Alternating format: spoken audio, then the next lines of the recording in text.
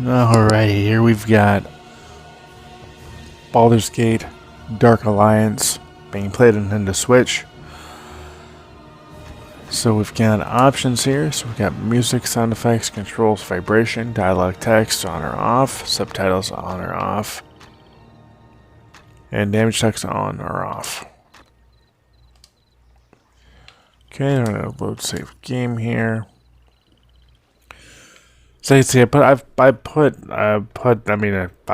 probably about 6 hours into the other game time versus 4.5. It's been more like 6 or 7, with the various different things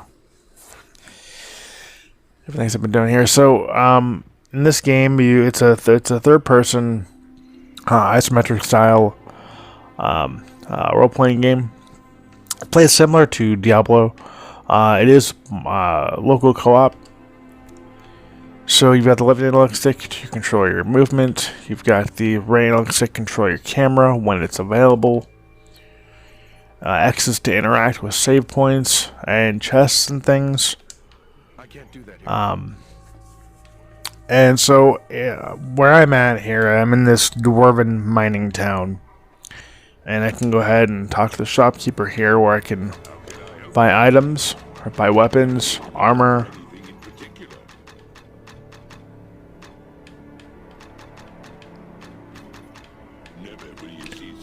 I can buy healing potions, recall potions, amulets.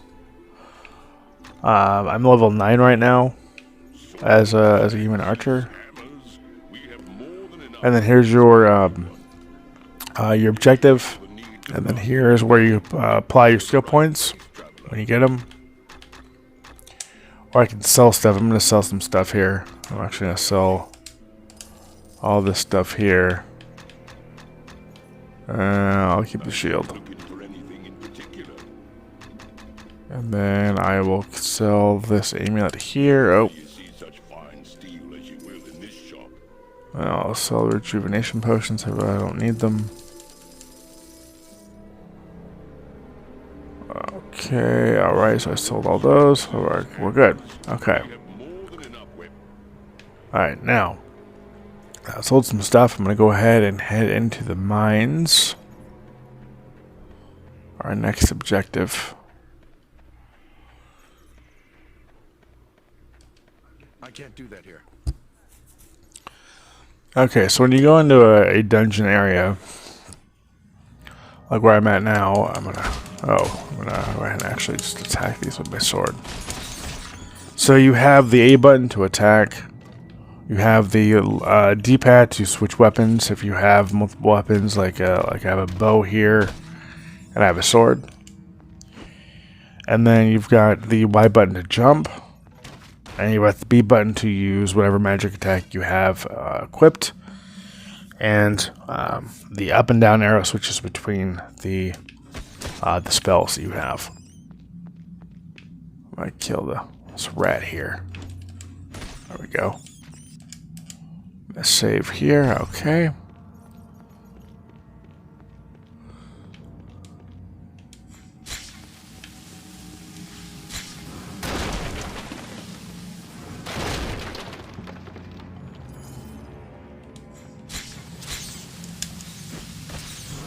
Oh, okay. And then you use the R button to heal if you have any healing potions.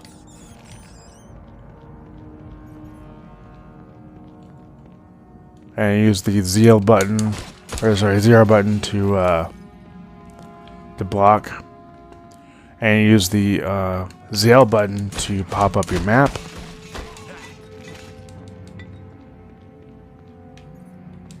Now you can either make it go away so you don't actually have it on. You can hit it again. You bring it up where it'll overlay in front of the it's a large. And you might end up in the corner there as well if you hit it again. So this game is actually a remaster of the, and not really even a full remaster, but it's a remaster of the old game that was originally released on. The original game was originally released on GameCube, Xbox, and PS2. And when they first announced this was announced. I think it was earlier this year. It might have been late last year. I don't quite recall, but when this was announced, I was like, "Wow, this is awesome!" I remember playing this back in the day, and I'm really glad that they brought this to Switch. Now they didn't make any changes to the gameplay. The gameplay is the same. The only difference they made is that they upscaled the graphics. Graphics are just got an HD coat of paint there. Even being level 9 in here, my health is just getting obliterated.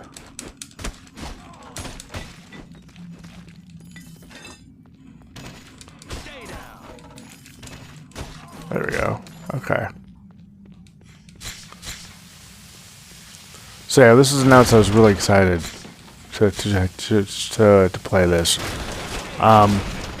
I am quite a big fan of games like Diablo.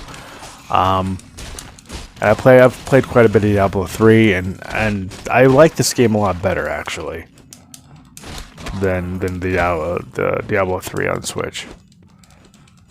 I don't know. It's more definitely more nostalgic, because originally it was released on PS2 or GameCube. PS2. I originally played it on GameCube back in the day, back in like 2002, I think it was. So yeah, wonderful to see on the Switch.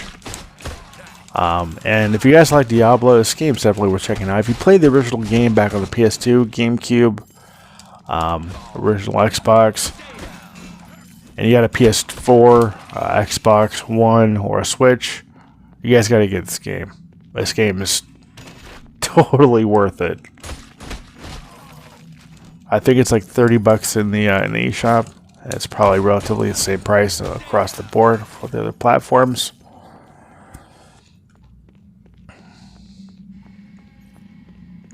And again, this is local co-op, so anybody can jump in at any point and play with you. And when you do play multiplayer, which is kind of cool, is you get experience bonus, which is kind of cool. Gives you incentive to play with somebody else. But I love the environments. I love the lighting. And yes, here I'm rotating the camera.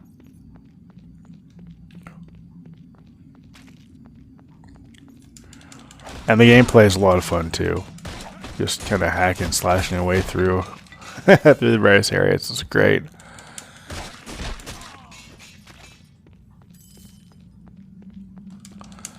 Yeah, I'm really kind of glad they stuck to the original game. I mean, I'm sure there's people out there like, oh, why didn't they change anything?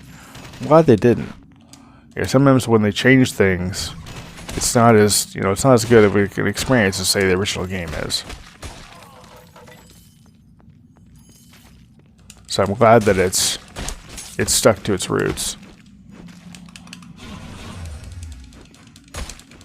Hate these spiders.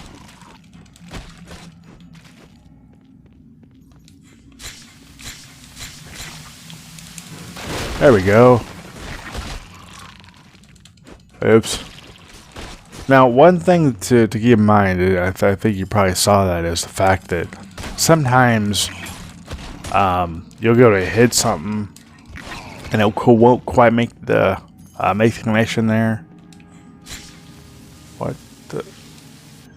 Oh, cool. All right. Whoa. Also, something I've noticed is that sometimes the weapons or items that you find on the ground, they're not actually there; they're hidden. It's like they don't exist, which is kind of interesting. I'm not sure why that is, but sometimes you'll like, oh, I just died. Wow, that's cool. But sometimes you'll you'll explore or you'll search like a weapon, what you call it, weapon stand, I guess is the best way to put it. And sometimes things that really, wow. Sometimes the things that fall off. Oh, that's not what I wanted to do. They'll just won't be there, but you'll walk next to it. It'll all of a sudden be something you can pick up. So that's something to keep in mind. I'm not sure if that's unique to this version of the game or what the case may be there, but that's something to keep in mind, that you may come across items that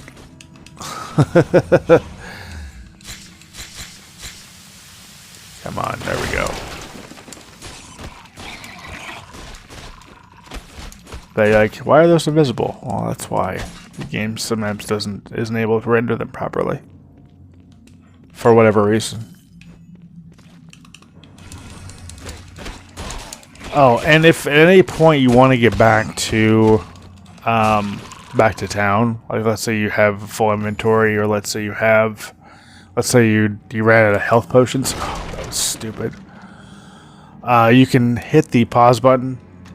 You can hit go to recall. As long as you have a recall potion, you can recall yourself back to the town, and you get right in front of the shopkeeper, and you can purchase more. You can purchase better weapons, better armor, or maybe you need some healing potions. You can buy some healing potions. If you need some recall potions, you can buy those too. And I'm actually going to go ahead and sell the rest of the stuff here. There we go. Okay.